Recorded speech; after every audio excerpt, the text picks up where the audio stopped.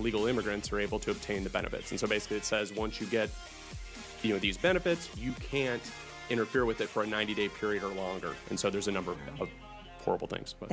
So we can't verify if someone is illegal or legal receiving benefits. Just to correct that, yes or no? You have to wait a state has to wait at least 90 days. And actually what we're seeing is it's led some states to wait as long as 13 years.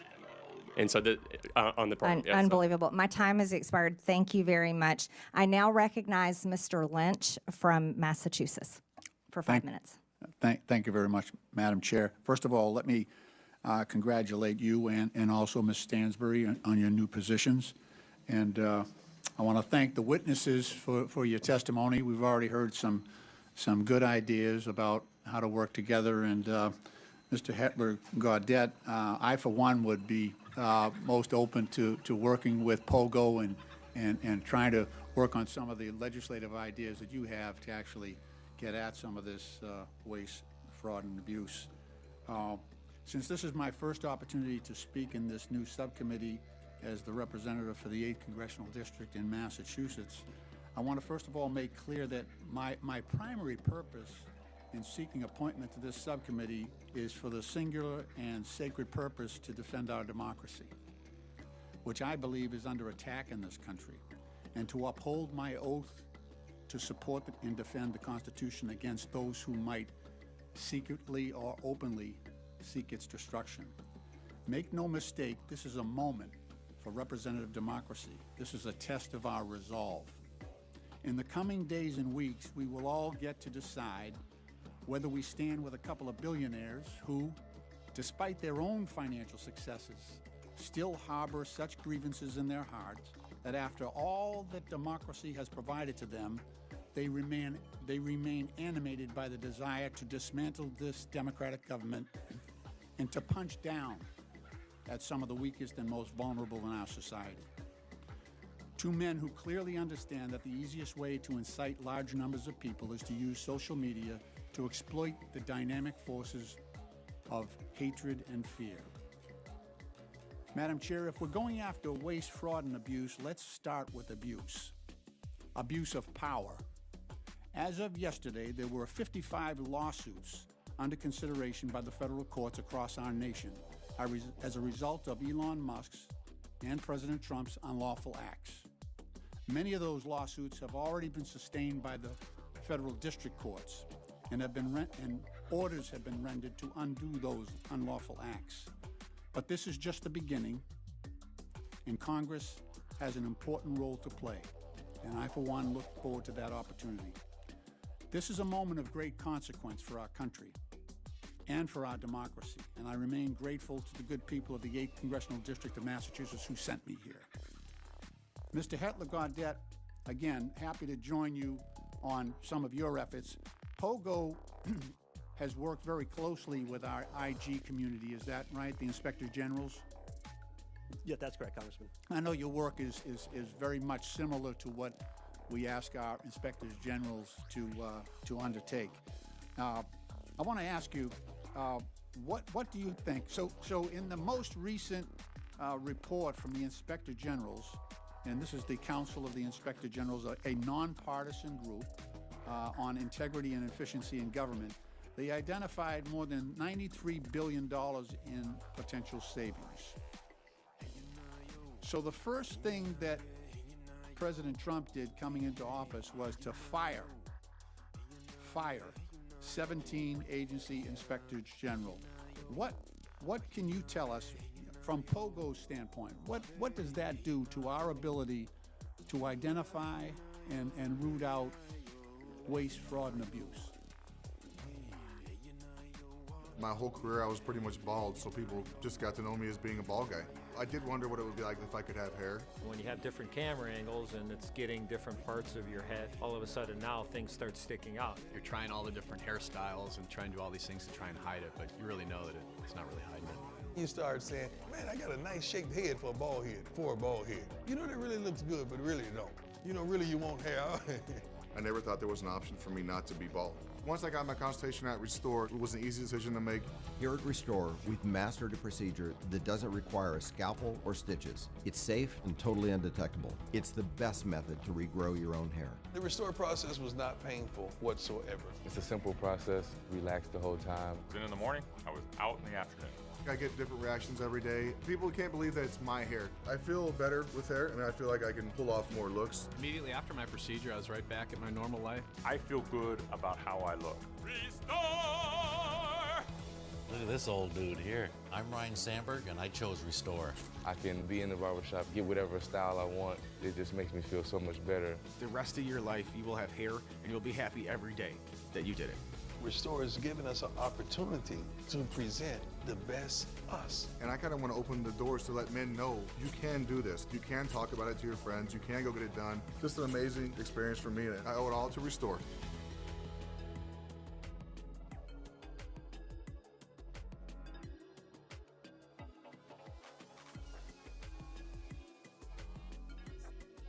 The stock market is open for nearly 7 hours a day, but don't even think about trading it after 3.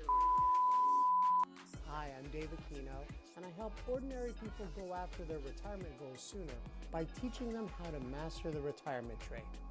This is a special trade designed to be used every morning between 9 a.m. and... Why this window? Well, I can't share that info in this video, but you'll discover the exact reason why inside this free report. Just click the button or link on this video to download this valuable report for free. Click the link now. This video is ending in 5 seconds, so click it now.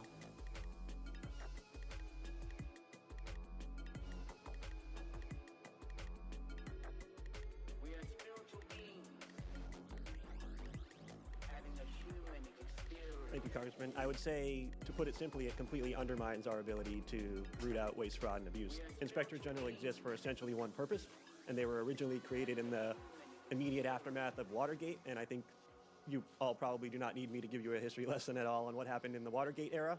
There's a reason they were created at that time, because there was a lot of waste, fraud, and abuse happening, and there were not cops on the beat that were internal, that were independent, that were situated in agencies to be able to find these things and expose them and do something about them.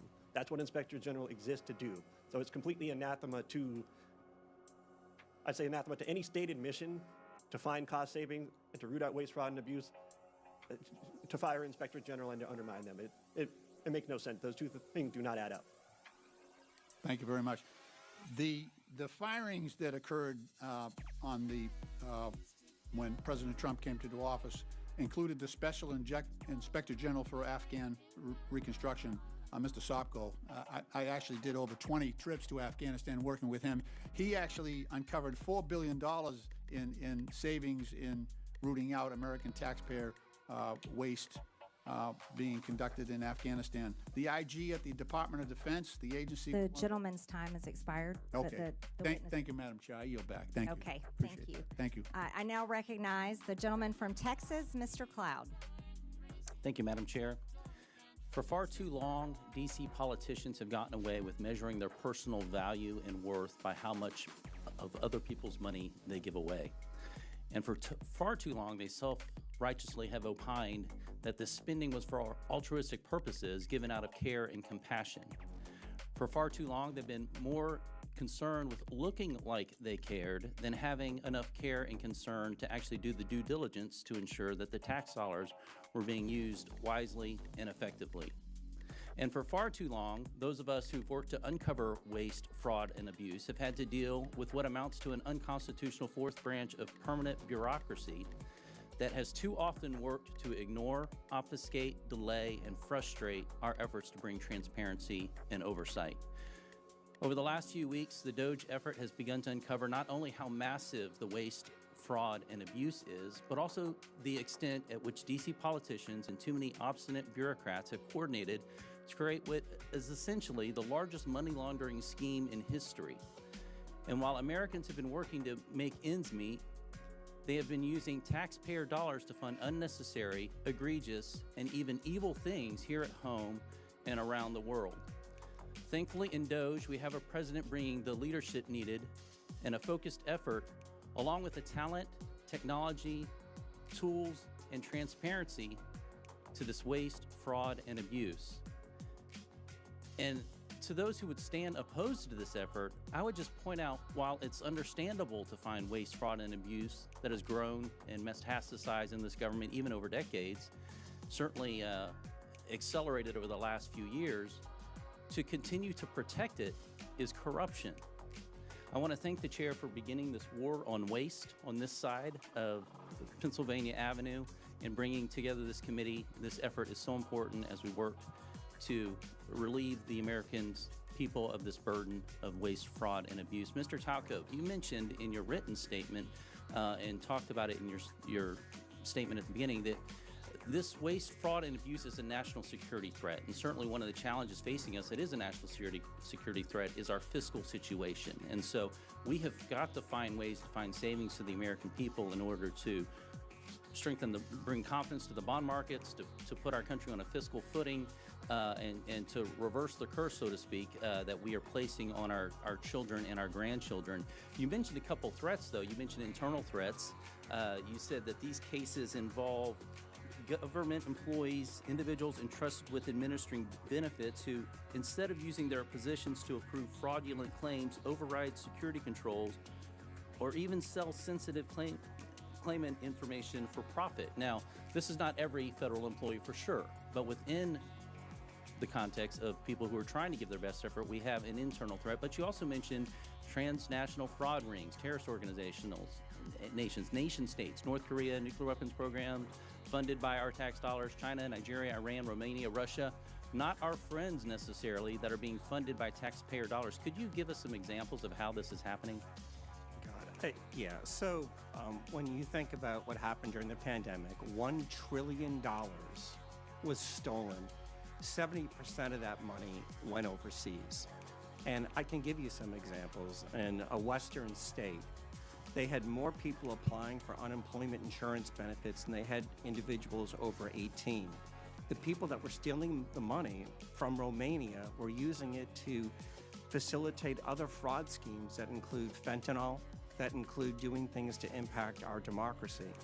On the insider threat, right, the first thing you have to say, and my dad was a public servant, is 99% of people that work in the public sector are honest, hardworking individuals.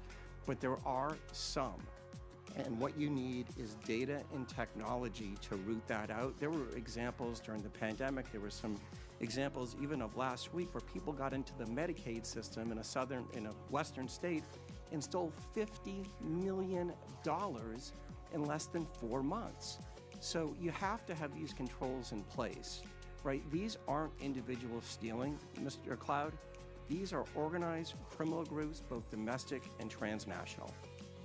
Progress is a philosophy, a choice, a reason to keep going. Introducing the next generation of Tonal. We took the smartest, most effective strength training system in the world and made it stronger. Now lift up to 250 pounds of adaptive weight. Feel the perfect blend of cardio and strength training. And build muscle up to 2 times faster. This is progress that powers progress. Tonal, power, progress.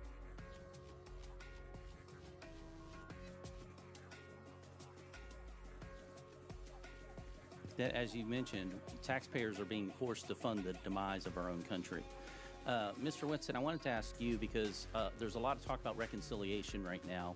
You mentioned Medicaid and what could be done to bring a pretty substantial amount of savings, and this is without affecting those who truly need Medicaid and for what the purpose of the program was extended for. Now, the gentleman's time has expired. Okay. Does the witness want to answer the question?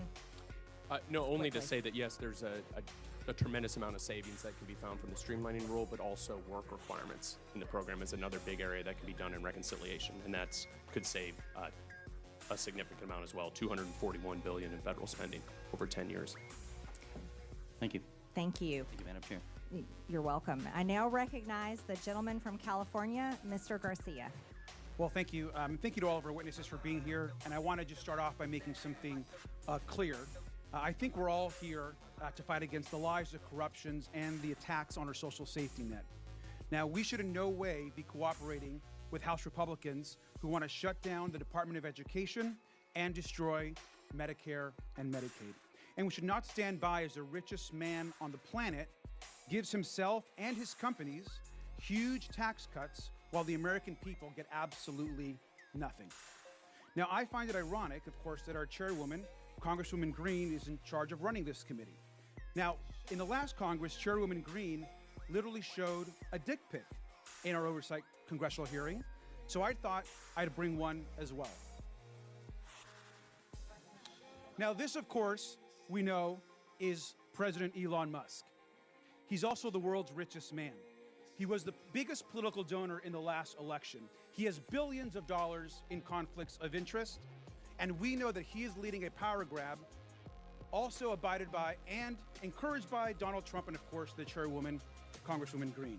But I also want to run through what DOGE actually is going to do. It's a demolition plan that's going to run through our government. DOGE is trying to abolish the Department of Education. That means opportunities denied to kids. It means you're ripping away opportunities for children with disabilities who are dependent on this money. You're also halting medical research, which is also critical, which we have to also stop. The idea that we're going to eliminate or destroy the Department of National Institutes of Health, NIH, is crazy. Let's talk about the Department of Labor. We're talking about protections for working people across this country, where people can actually complain about abuses their companies are making against them and their coworkers. Workers are now going to be in danger.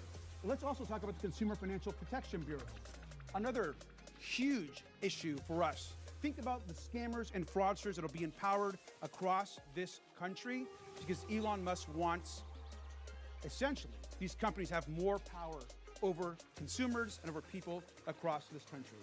Look at the Centers for Centers for Medicare and Medicaid Services. That is actually what's being discussed partly today. Healthcare, we're talking about being denied to millions of poor people, working class people across this country. And now, of course, they're on to their largest target, the U.S. Social Security Administration. We're talking about the destruction of the actual social safety net in this country. We know that 1 in 5 Americans collect Social Security. Seniors, disabled people. This entire plan is about hurting the American social safety net and destroying our institutions. And it's important that we actually call out what is happening at this subcommittee. This is not about working with the richest man on the planet. This is actually about empowering. This committee wants to empower the richest person in the world to hurt people so they can take all of this money that they so-called want to save and then give it to themselves, their companies, and their billionaire friends. That is the attack that is happening in this committee and across this country, and it's important that we call it out. We also know, of course, that Elon Musk is sending his unqualified DOGE staff to carry out this agenda across all these agencies. And in some cases, actually teenage staffers. No accountability, no experience, and problematic records. They're trying to rob you, and they're probably a minor. Thank you, and I yield back. Weeds controlled. Visit weedman.com for a free quote. The gentleman yields, and I now recognize the gentleman from South Carolina, Mr. Timmons, for 5 minutes. Thank you, Madam Chair. I find it sad that my colleagues across the aisle can't take this seriously. We have $36 trillion in debt. We run an annual almost $2 trillion deficit. When I got elected 6 years ago, we had $21 trillion in debt. So in 6 years, we've added over $15 trillion to the debt. And guess what? President Trump ran on fixing this problem. President Trump told the American people he would right the ship financially, and he said during the campaign that Elon Musk was going to be the person to lead this charge. The man that has turned business after business around, he's the richest man on the planet because he succeeds at his endeavors, and that's why President Trump has appointed him the head of this effort. This is a very serious problem, and it's incredibly hypocritical that my colleagues across the aisle are complaining about this because Joe Biden signed his name and wanted the American people to believe that he had the ability to forgive $250 billion with a signature. Guess what? Supreme Court ruled he did not. That's our system of checks and balances. The president, Biden, he clearly was experiencing cognitive decline. He didn't even have the ability to be charged with a crime as determined by his own Department of Justice. But he signs his name and he thinks it gives $250 billion away, redistributes taxpayer dollars. It's just crazy that we can't come together to address the greatest national security threat facing this country, our debt. Now to the task at hand, Medicaid fraud. Mr. Talcove, if we implement enhanced identity verification and enhanced income verification, what will happen? How much money will we save? You'll save hundreds of billions of dollars. Identity verification, elimination of self-certification, and monitoring beneficiaries will prevent these transnational criminal groups from accessing those systems at scale so legitimate people who need the benefits can get them in a timely fashion. So we're going to get actual benefits to people, to American citizens that are in need faster, because if you do it electronically through web-based, like they did in Missouri, where the pilot program saved almost 20% of Medicaid dollars. So all we have to do is adopt what has already been proven in Missouri, and we'll save 20%. To the people out there listening, we spend almost $900 billion every year on Medicaid. And if 20% of that is saved, that's almost $200 billion. We got a $1.8 trillion annual deficit. We just knocked off $200 billion. Let's keep this train going. The fact that the Democrats are filing lawsuit after lawsuit to impede the efforts of President Trump to right our fiscal ship is unforgivable. It's unforgivable. Mr. Talcove, you talked about pandemic fraud. I have a bill that would cause the IRS to share data with the Small Business Administration and the FBI and the Department of Justice that would show that you were ineligible for PPP loans, and you got them. So I think that would save probably $100 billion. Do you think that we should go back and take money away from people that fraudulently got COVID money? During the pandemic, the PPP program was a virtual buffet for fraudsters, and it was because of that 1974 Privacy Act, where data sharing and matching is virtually impossible. Congress needs to change that. But we can do it retroactively. We can do it retroactively. We can find the people that stole this money, hold them accountable, probably get some of the money back. So I already have that bill filed. That bill, I think, would probably get $100 billion. So now we got enhanced identity verification, enhanced income verification that has been proven in Missouri. It does work.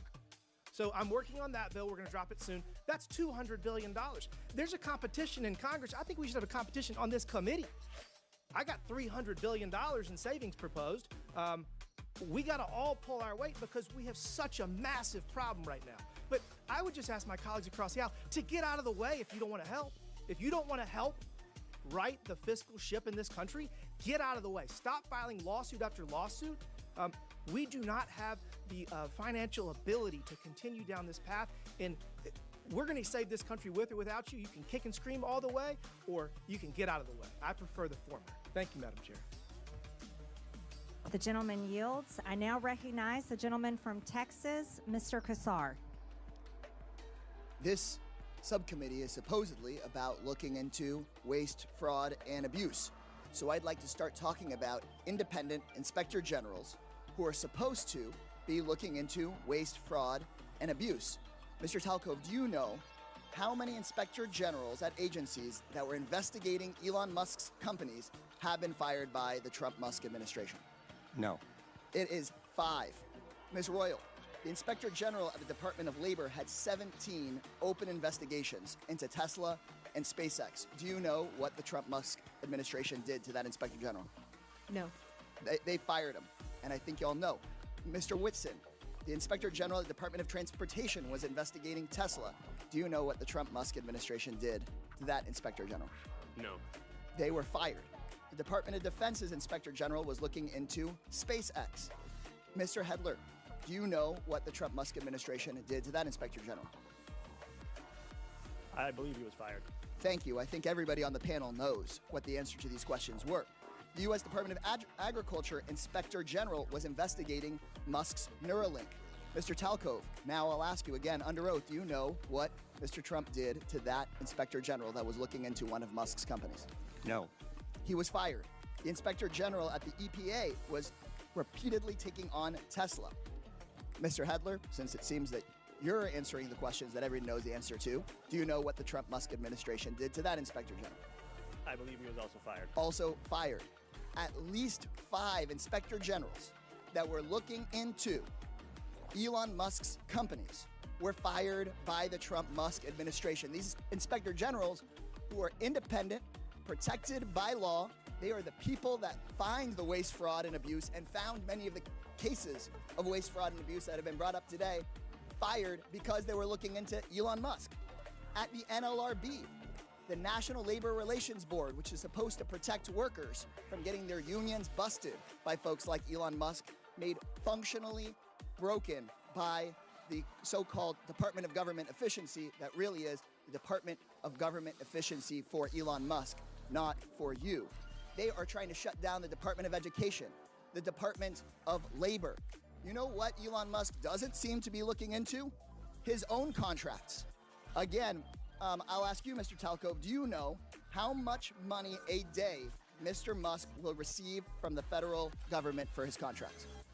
No. The answer is $8 million a day. Just last year, Elon Musk was promised $3 billion from close to 100 contracts with the federal government. Ms. Royal, do you know how much the average person in this country who survives on Social Security, one of our seniors who's worked their entire life, about how much they have to survive on a day? I do not. $65 a day. We're not looking into Elon Musk's $8 million a day. This subcommittee, chaired by Marjorie Taylor Greene and the House Republicans, is looking into your grandmother's $65 a day. Let me be clear. I think we would all support taxpayer savings. Look into money we might needlessly send to billionaires and big corporations, find taxpayer savings, and send it back to your hardworking family. But instead, what House Republicans and the Trump-Musk administration want to do is they want to look into your kids' lunch money, your kids' teacher's salary, into your grandparents' Social Security. They want to take that money and give it out in billionaire tax cuts, and they're talking about that in committee tomorrow. In Budget Committee tomorrow, they just released their plan. So let me be clear. When Republicans talk about government efficiency in this Congress, they're not looking into billionaires who don't pay their taxes. They're not looking into billionaires who get rich off of government contracts. They're not looking into Elon Musk firing watchdogs who are supposed to keep him accountable. They're looking at cutting your public schools. They're going straight for your Social Security. They're coming straight for cancer research. They're coming straight for the Department of Education. They're not looking at big tech. They're not looking at big pharma because those people fund their campaigns. If this committee were serious about rooting out waste from our federal government, then today's whole hearing would be about how Musk and Donald Trump are firing the independent watchdogs who've done this work for decades. Instead, my Republican colleagues' actual goal on this committee is to distract from Trump and from Musk's corrupt war on accountability. This will not be a subcommittee dedicated to making government efficient for everyday people. It's about helping Elon Musk and Donald Trump be as efficient as possible in robbing our government and handing out our government services to the rich. So this seems that this subcommittee is just The going to be gentleman's like time the has agency it's named expired. after, The gentleman's a sham, time has expired. a total sham. The American people are $36 trillion in debt. It certainly seems reasonable that someone has been fired. I now recognize the gentleman from Tennessee. You're going to put us Mr. further in debt Burchett. with your billionaire You're tax not cuts. recognized. Mr. Burchett, you're recognized for 5 minutes. Thank you, Chair Lady. The gravy train for a lot of these folks, it's been on biscuit wheels, and it's about to run off the dadgum tracks, and it's about time. Could you imagine standing up here and defending waste, fraud, and abuse? But I think that's what we're seeing. When people squeal and don't ask questions, I think it shows the American public what the heck's going on. And that little gravy train is getting ready to run out. The spigot is getting ready to be turned off. Mr. Talcove, that's correct how you say your name, brother? Yes, sir. All right. How can the federal government improve identity verification for these entitlement programs? Yeah, it's doing what the private sector does every single day, whether you use your bank, you go to Amazon, using those tools and moving away from some of the dated compliance standards that the federal government uses. NIST IAL 863, 2017, before there was anything called deepfakes and generative AI tools. I was informed that PayPal has never been, they've never been able to crack into that and steal people's vital information. Are they using those systems that you would be favorable towards that government seems to be shying away from? Yes, sir. And describe that, how that works. They're systems that are based on encryption. They use technology and they use data to validate you are who you say you are. The people that are stealing right now, I believe a lot of them are actually ghosts from China, Russia, Nigeria, and Romania. I read a report today that North Korea was involved in this, in some of that as well. They are. And those people are our enemies. Again, they'll hate us for free. We don't have to give them taxpayer money. And are there loopholes that can be closed to avoid these improper payments? And I wish you'd describe those to me. The biggest, most important thing, particularly in the benefit program space, is the use of self-certification. As Mr. Timmons noted, the state of Missouri is using a solution called Steady IQ to validate wages and wealth.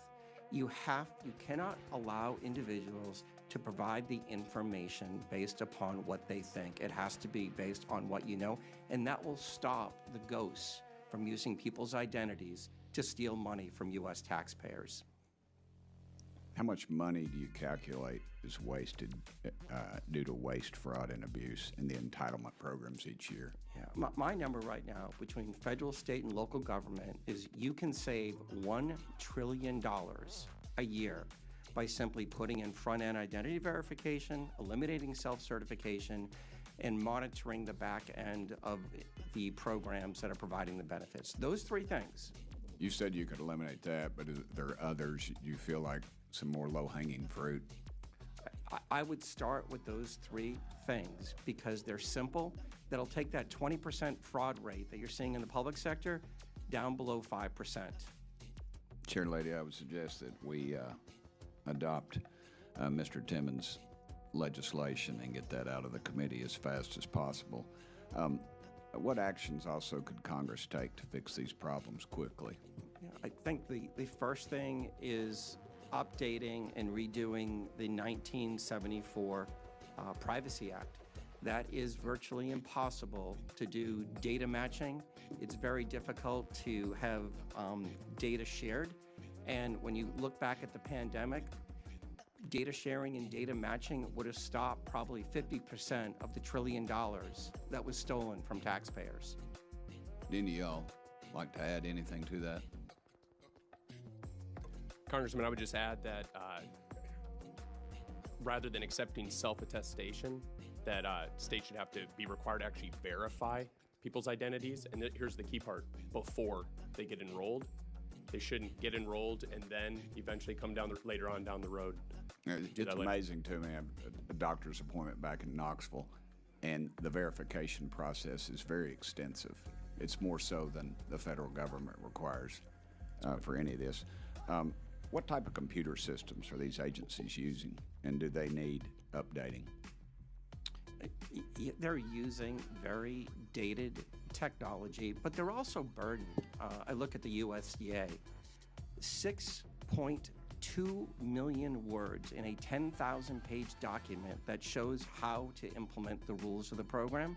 Nobody can figure that out. So one of the things that I think has to happen is the simplification of these processes and systems, and then just use the technology that we use every day in the private sector. Okay, thank y'all so much for being here. The gentleman's time has expired. Thank you, Chair Lady. I now recognize the gentlewoman from Texas, Ms. Crockett, for 5 minutes. Thank you, Madam Chair. And Mr. Talcove, I'm just going to go ahead and pick up where you left off really quickly. Just to be clear, the upgrades that you're talking about as it relates to our data processes, these aren't things that would be free, are they? They would cost some kind of money. Not looking for a number, but they will cost, correct? Some are free and some would cost money. Okay. All right. So I just want to leave it there because we've had a number of these hearings. So I do want to be clear, before the Trump administration came in, this committee did exist in the form of the Oversight Committee, and our task is to root out waste, fraud, and abuse. In that vein, we had a number of hearings, at least last term. I can't speak for any other term as I'm only in my sophomore term, and we dealt with improper payments. And interestingly enough, our chairwoman, who is so passionate about this today, she missed every single one of those improper payment hearings. But just to be clear, I was there, so I don't want anyone to believe that Democrats just come to work and don't plan to do work. In fact, I'm trying to figure out exactly what it is that the Republicans believe our job is, because right now they have relinquished their constitutional duties over to an unelected bureaucrat, someone who no one went out to vote for. And absolutely, he is occupying the Oval Office, as we saw yesterday. And that is a first for me, to see someone occupying the Oval Office who's never actually been elected to the Oval Office and actually answering more questions than the person that allegedly got elected. But for whatever reason, this is the first time we're having a DOGE subcommittee hearing, and that guy's not here. Instead, we have y'all. So I do want to thank you for coming.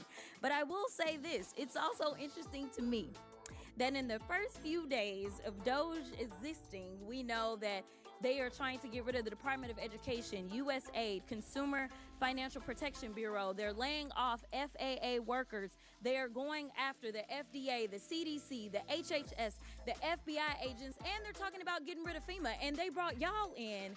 And I am going to say that I actually was shocked that there was only one person that seemed like he was an overt Trumper as you laid out your opening remarks, because I anticipated that at least one of y'all would say, yes, what Elon is doing is exactly what we would prescribe. But instead, I will applaud you because you actually were focused. You talked about what the American people are looking for us to do. We've actually consistently on this side of the aisle promoted this idea of making investments into technology so that we can do things such as, say, look at the Department of Defense. The Department of Defense that takes up approximately 50% of our discretionary income, or our discretionary spending. Approximately 50% goes to Department of Defense. Department of Defense has not been able to pass an audit in the last 6 audits, and we're not talking about pennies. I understand that we want everything to be perfect, and if we could get all waste, fraud, and abuse out, that would be fantastic. But let me talk about the big numbers. The big numbers are on that side. When we look at, say, our entire workforce, our federal workforce, as we're trying to somehow fire all of them, they don't even make up a total of 5%. It's even less than that when we look at our budget. But let's talk about defense. That just happens to be the same side of the ledger that Mr. Musk gets the vast majority of his money from. In fact, at the same time that they were unlawfully, and we will stay in court, because on this side, we believe in law and order. We believe in, a number of us are actually lawyers, but nevertheless, we understand the Constitution. We believe in that as well. And so there's things such as, impoundment, right? Because as Mr. Whitson said, he said, we need to return the power of the purse to Congress. It never left. According to the Constitution, that's where it's at.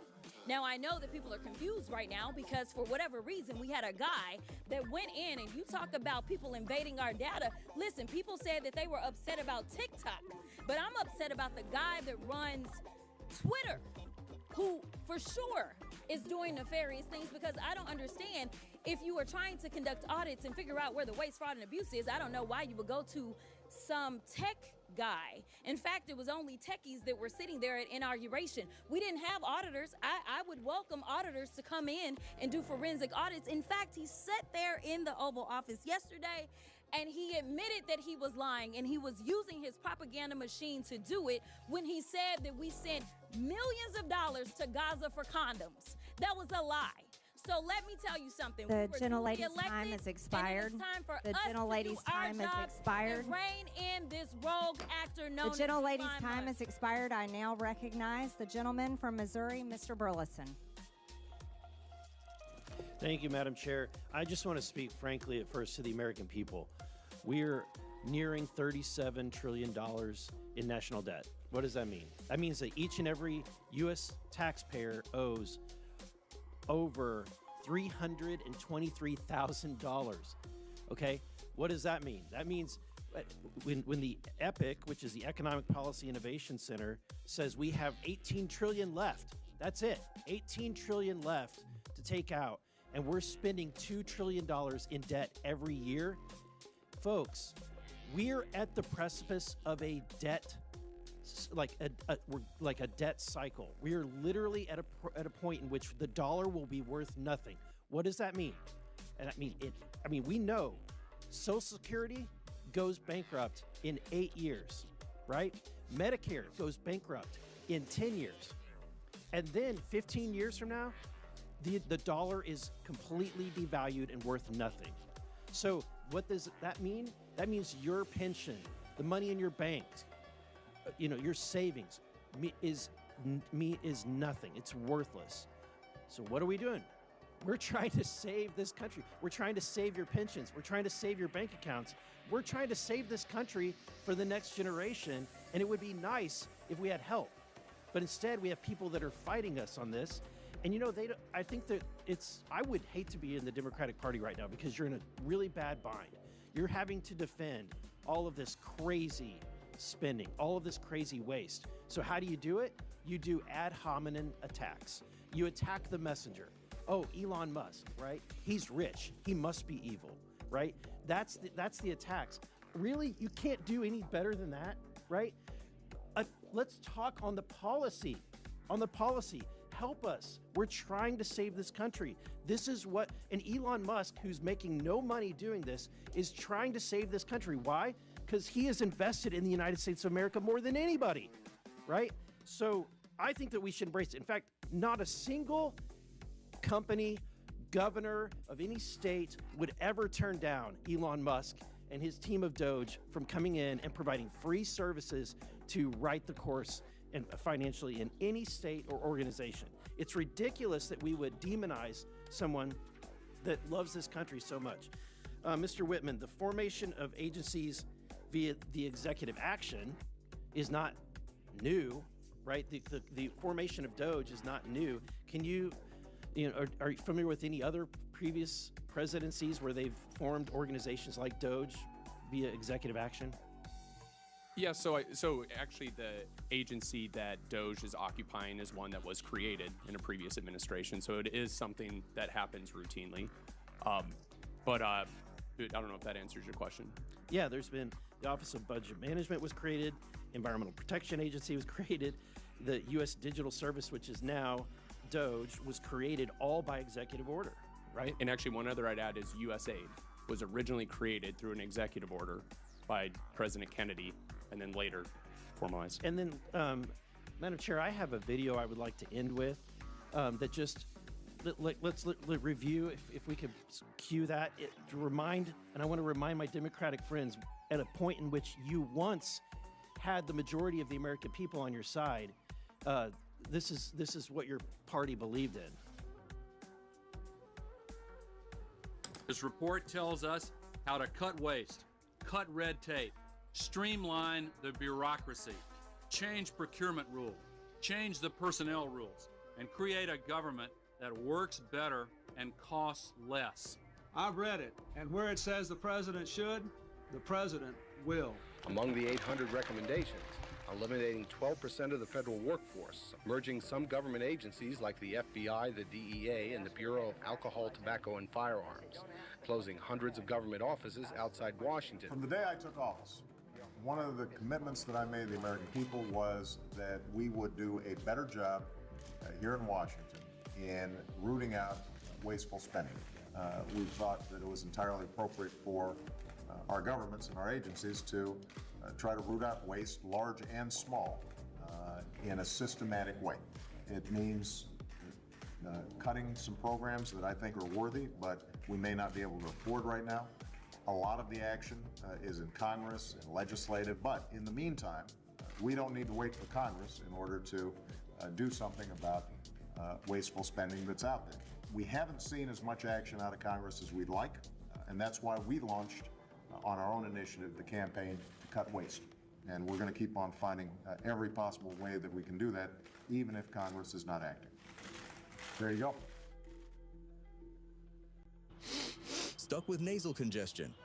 We've all been there. Afrin No Drip is here to help. Wow! Get ridiculously powerful nasal congestion relief in seconds. Stays right where it's sprayed. I think it speaks for itself. My time has expired. The gentleman's time has expired. Thank you. I now yield to the gentlewoman from the District of Columbia, Ms. Norton, for 5 minutes. Thank you. Our Republican colleagues and the Trump administration continue to demonize our friends and neighbors who work for the federal government and swear an oath to protect the Constitution and serve the public. Thousands of civilian federal employees have given their lives in the line of duty for their country. The administration seems intent on dismantling much of the federal government in violation of the Constitution, statutes, and regulations. And our Republican colleagues are letting them do it. They want to gut the nonpartisan civil service and to convert a significant portion of the remaining civil service into political appointees. Depriving the federal government of employees' expertise and experience will harm the services that the government provides to all Americans. Mr. Hetler-Garlett, the administration is attempting to cause a mass exodus from our federal workforce. Will this increase or decrease waste, fraud, and abuse? Thank you, Delegate Norton. I think it's pretty clear that chaos is not the friend of efficiency. If you undermine the very functionality of the government, you're not going to make it more efficient. You're going to make it worse. And it's going to cost even more money to recoup or to fix things that go wrong in the interim. So I mentioned earlier that if you care about waste, fraud, and abuse, firing Inspector General doesn't add up. I think if you care about government being more efficient, I think intentionally creating chaos is the opposite of that. Well, Mr. Hetler-Garlett, do federal employees operate without oversight or rules and regulations? No, absolutely not. They are governed by plenty of rules and regulations, and when there are independent inspector general at the agency they're supposed to be at, they also have a cop on the beat making sure that they do so. I want to highlight some stories demonstrating exactly the kinds of federal workers the administration is trying to force out. How about Chris Mark at the Department of Labor, whose pioneering work on mine safety has reduced minor safety deaths from roof collapses to almost zero today? Or Jared Koopman at the Internal Revenue Service, who pioneered new methods for tracking criminal cybersecurity currency transactions that led to the rescue of 23 children from rape and assault, as well as the seizure of hundreds of millions of child abuse videos and 370 pedophile arrests. This work also prevented funding from going to terrorist groups. Or Ronald E. Walters, who manages the 155 national cemeteries around the country and tends to the resting places of almost 4 million veterans. These are just a few of the federal workers who serve Americans every day. The workers are wildland firefighters, border guards, doctors, nurses, food inspectors, air traffic controllers, and law enforcement that do their civic duty, often despite the fact that they could make such more in the private sector. Thank you, and I yield back. The gentlelady yields. I now yield to the gentleman from Georgia, Mr. Jack. Well, thank you very much. Thank you very much, Madam Chair. And I want to also thank you for convening this hearing. I think it's incredibly important, and I want to thank our witnesses for appearing before us today. Like another member of this committee, I too was once an employee of the Executive Office of the President. I worked in President Trump's White House from the very first to very last day of his first term, and I saw firsthand how entrenched and resistant the federal bureaucracy was to his agenda.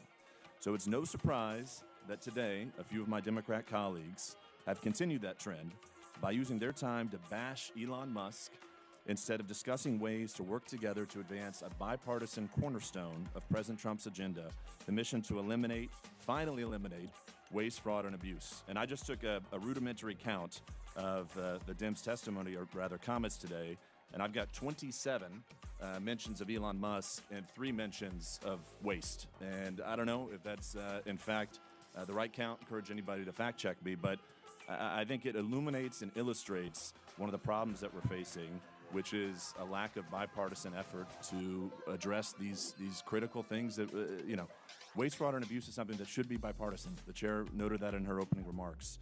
Now, Madam Chair, you know how much I enjoy studying public opinion. So with your approval, I'd like to enter into the record the CBS News poll from this past weekend, conducted February 5th to 7th, 2025. And I'd also like to illuminate 2 findings.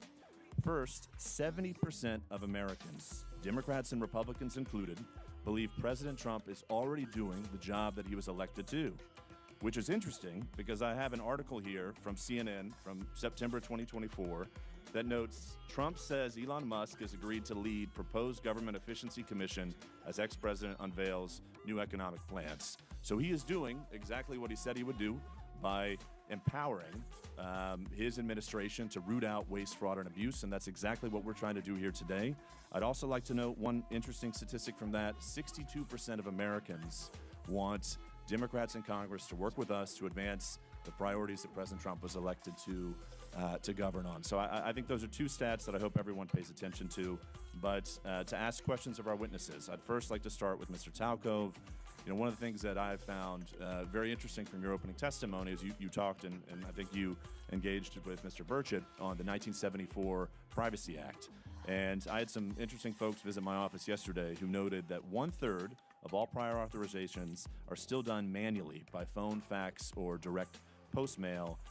First off, would love your comments on that, and I'd also like for you to expound upon some of the solutions that we can deliver to this Congress in modernizing that 1974 Privacy Act. Yeah, these aren't people problems. These are technology problems. You can't process the number of individuals that are accessing our systems person by person. It just takes too much time. So by updating the 1974 Privacy Act and allowing for digital matching, you would have very quickly realized that a large portion of the PPP loan funds were going to the wrong person. You would have been quickly able to match, and I think the number was 20% were on the do not pay list. You can't expect people to do what a machine, and especially AI, can do today. Fair enough. Thank you very much for that. And if I can also ask Mr. Whitson, I think we share a common interest, which is to move departments and agencies outside of Washington, D.C. It's something that I campaigned on, something that I helped President Trump effectuate in his first administration. And I have to imagine that if we have departments and agencies outside of D.C., if we've got a workforce that's more reflective of the balance that America is, we at the same time, too, could potentially root out some of this waste, fraud, and abuse by enabling other Americans, other citizens of our country to help advance some of these issues. So would love your commentary on that before my time expires. No, I think you're exactly right, Congressman Jack. And so I think, you'd save a lot of taxpayer money. So building a headquarters in downtown D.C. versus Huntsville, Alabama, you're going to be able to save a lot of money. Number 2, you're actually going to make life better for the employees as well. So that's a point that's also missed a lot, but commuting into D.C. versus being able to go somewhere else where it's a better cost of living and things like that might be better for the folks. And then lastly, these areas where you set up a headquarters are going to be populated by people that live in the area to fill the rank and file of staff positions. And so if you plant these federal agency headquarters in the heart of any area that's overwhelmingly one party or the other, then you're going to naturally get that sway versus something that's more representative of the people as a whole. Well, thank you very much, our witnesses. Mindful of my time, I want to finish before my time expires. I yield back to our chairwoman, Marjorie Taylor Greene. Thank you. And Chairwoman, I would like to ask for unanimous consent to enter something into the record. So what is it? It is a report from the Congressional Research Service, nonpartisan CRS, that lays out the rules and the law for firing inspectors general, which of course look into waste, fraud, and abuse. And Without objection. Thank you. And that rule requires for the law to be followed, for Congress to be notified with 30 days and a reason for firing inspectors general to give Congress a chance to overrule that. And that's the law. So thank you for entering that into the record. Madam Chair. Without objection, the materials Mr. Jack cited are also submitted for the record. I now recognize. Apologies. While we're on it, I'd also like to ask for unanimous consent to submit for the record 2 items. One is a statement from the AFL-CIO, Department of People who work for a living with views on working people to make the government work. And the second is a statement from the Center for Responsibility and Ethics in Washington on ways to combat waste, fraud, and abuse in the federal government. Without objection, so ordered. I now recognize the gentlelady from New Mexico and ranking member Ms. Stansbury for 5 minutes. All right. Well, thank you, Madam Chairwoman, and thank you once again to all of our witnesses for being here to testify. Thank you to my colleagues. We are going to have so much fun in this committee, this Congress. I actually appreciate the video that was shown just a few moments ago, because when I worked at the Office of Management and Budget, I actually worked on the waste EO that was referenced that President Obama signed. But there is one fundamental difference between the presidents and vice presidents that were shown on that video and what's happening today, and that is that they followed the law. So my colleagues across the aisle who are asking us to get out of the way and stop trying to block things in the courts, let me tell you, we do not work for an unelected billionaire like apparently this guy does. We work for the American people. And so if an unelected, unvetted individual private citizen is hacking our government systems, breaking the law, firing federal employees, dismantling statutorily created agencies, withholding funds, we are going to fight you in the courts. And I'm actually really sad that my dear friend Mr. Burchett left, because I want to talk about that gravy train on biscuit wheels that he just talked about, because that gravy train is not the federal workforce, it's the billionaires that are trying to hack that system right now, and which unfortunately my colleagues right now are working on a reconciliation deal to cut Medicaid, to cut Medicare, and use that money to give to tax breaks to their billionaire buddies. That is the gravy train that is actually going on here. But because this is the Oversight Committee, let's do a little bit of oversight. For the last several weeks, I've been talking to Treasury and OMB officials to try to get to the bottom of why Elon Musk and his team are trying to hack the Treasury payment system. Because this is a completely nonpartisan system that literally just pays the bills of the federal government. So why are they so eager to hack this system? And I have to say that over the last several weeks, we have literally received thousands of calls in every single congressional office. In fact, we know that our friends across the aisle are also receiving these calls because this system pays the bills of the U.S. government. It pays our soldiers. It pays for the work that we do overseas. It pays your Social Security benefits. It pays your tax refunds. So why is Elon Musk and his hackers trying to access that system? And why did a senior civil servant who had overseen this system for over 30 years get asked to stand down after a 25-year-old intern working for Elon Musk tried to get access to the code for that system? Now, thankfully, they were shut down in the court system, but Musk has installed, with the president's blessing, one of his Silicon Valley buddies, who I want to point out, in which the media has not paid a lot of attention to, is the CEO of a private IT company, including Citrix, that has millions of dollars in IT contracts with the federal government. And not only is he still operating as the installed DOGE person at Treasury, he's actively still the CEO of this private company. How is that even legal? Is it legal? I don't think it's legal, because the federal court is trying to shut this down. We also know that that 25-year-old software engineer, in violation of the court order, was actually given access to modify the code. So So what is going on here?